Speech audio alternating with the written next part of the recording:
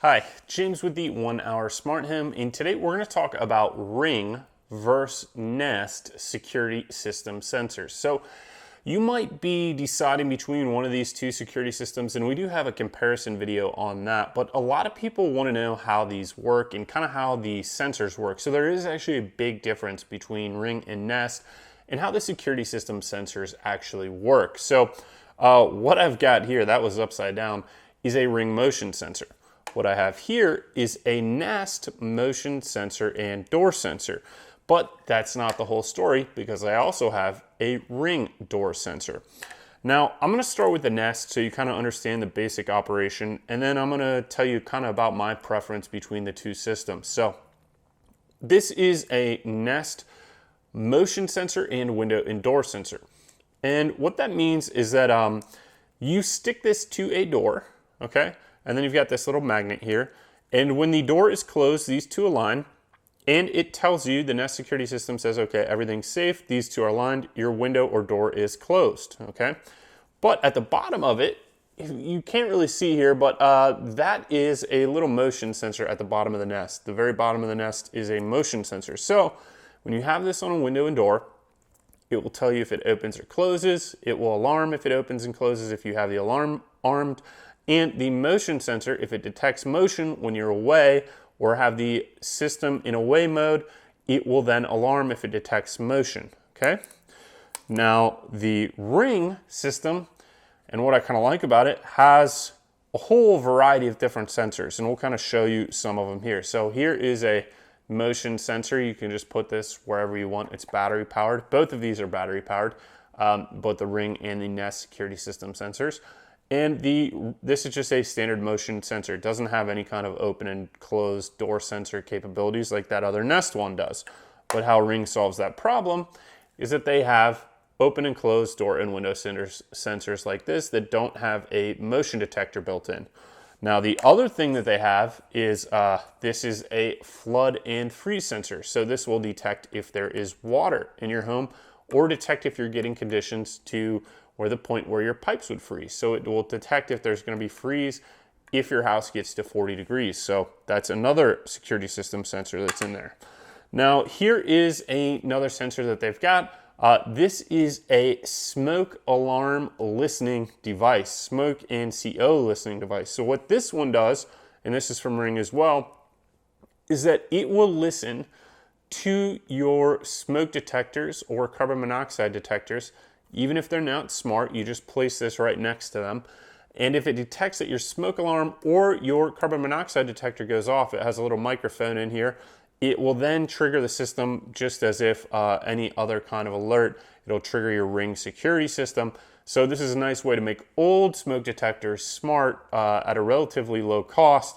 And unlike smoke detectors, traditional smoke detectors or even smart smoke detectors, which need to be replaced every 10 years, this does not have an expiration date on it because it's just a microphone listening. It doesn't have the complicated sensors of a smoke detector or CO detector in there.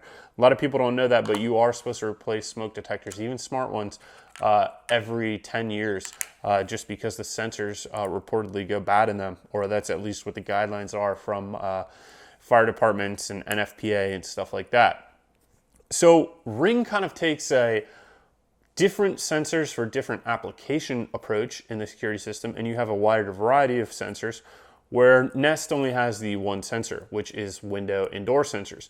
And typically this is about 2 times the cost of a Ring security system sensor. So it's got twice the features, but it is also twice the cost typically. Now, where this kind of has a downfall or something that I just don't like about it, and you can change it in the app, but not everybody is going to know how to do that, is that because it has a motion sensor built in and the window and door sensor built in, when you put this in away mode, if any motion is detected while you're at your house and you walk by it, you're going to set the alarm off. And there is just a home mode, which will then just secure only when windows and doors open. However, there are a lot of people that have maybe a house where they want to have motion detection while they're home, and they want their windows and doors protected while they're home, but they don't want to set off the motion detector. And applications I can think of this is you set your security system every night. Maybe you've got a basement or a garage. you could put this motion sensor in there and you're not going to set off the alarm unless you go down in your basement or into your garage. Versus this, if you have the equipment in away mode and you walk by this, let's say in your bedroom, you're gonna set this off. So you can adjust the settings for this inside the app so that it will only be a window and door sensor and not have motion sensing capability. But you just need to remember to do that. And a lot of people sometimes have issues with the settings with either one of these. So you just have to understand what you're doing here. The other advantage I see of having separate motion sensors in window and door sensors is that you can use them where you need to have them. So you don't have to have one size fits all. You can put window and door sensors on places that you only want to protect the windows and doors from opening and closing, and you can put motion sensors where you need them in places where you would detect motion. And like I said, you could protect parts of your house that you know you're not going to walk past that motion sensor at night. So let's say you have motion sensors down on your first floor plus window and door sensors. If you sleep upstairs in a 2-story house, you're not going to set these off unless you go downstairs, and you could always just remember to turn the alarm off when you're going down the stairs or before you go down the stairs, which a lot of people do if you have an alarm control panel in your bedroom, which you can do, or you can turn these off with Alexa, or you can turn them off with your phone. So you could have the dual capabilities of monitoring with motion or with window and door sensors without having to worry about setting it off with the Ring alarm system. Now, I've had both of these in my home for testing purposes. I ended up sticking with the Ring system. It does seem like it's a little bit less expensive than the Nest when all things considered. The Nest is a good system. It will work. It will be nice if you've got a whole bunch of Nest stuff and you want everything to work on one app. The only thing that I don't like about the Nest as much as I like about the Ring is that the Ring monthly subscriptions cost is a lot lower typically than the Nest monthly subscription cost. For professional monitoring, it's like $10 for the Ring. I think for the Nest, it's anywhere between $20 and $40. It kind of fluctuates based on what deal and contract. With Ring, you don't have to sign a contract. And this system, you don't even really have to have the professional monitoring. It will still alarm and work like an alarm and make a ton of noise and alert you on your phone even without a monitoring contract with the Ring security system. So that is a nice feature. Nest, I believe, does also have an option that will let you self-monitor without a subscription. But I've seen that I think you get a little bit more features with the Ring when you self-monitor without a subscription to the professional monitoring service. The other thing that I do like about the Ring that Nest hasn't yet addressed yet, but I would like them to address, is that you can buy extra alarm security panels for the Ring. So the electric keypads that you put in the code. Nest has only one keypad, and it's the base station keypad all combined in one. Ring does this where they've got battery powered keypads. You can put multiple of them everywhere, and the base station is its own unit with the alarm system. What's nice about having multiple keypads is you can have one like at your front door or at your garage at entries that you use all the time. And then you could have one in your master bedroom so that you could easily turn it on and off whenever you go to sleep.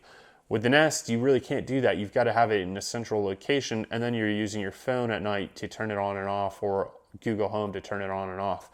I find just having an extra keypad in the bedroom is super easy, because then you know to turn it on and off whenever you get up in the morning and whenever you go to sleep. And you don't have to look at your phone. Sometimes it's bright looking at a phone at night, or when you wake up, or maybe you don't have your phone right there. So something to think about. And especially, I've got a dog, so I got to take the dog out in the morning and at night. And if I didn't have that extra keypad there, I would probably forget about it and I would set off the alarm, which is why I like having the extra keypad, because I know when I leave, turn it off and no problems. So that is one of the other considerations for either of these systems. That's pretty much it on the comparison of the sensors for the Ring and Nest security system. We hope you enjoyed this video. Please like and subscribe. If you have any questions, put them in the link below. We will put a link to the other comparison of the actual systems overall, which is a little bit more detail. But this was based on just the sensors and kind of how they work, so that you understand what you're getting when you get into one of these systems and how it's going to work in your home. So please like this video, please subscribe to the channel, click on any of the links below if you want to support us, and thank you for watching. We will see you next time.